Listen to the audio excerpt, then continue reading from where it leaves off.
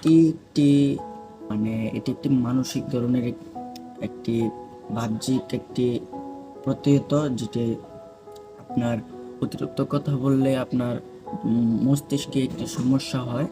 এটা আমাদের অবশ্যই চিন্তা রাখতে হবে যে অতিরিক্ত কথা বললে মানুষ আমাদেরকে পছন্দ করে না।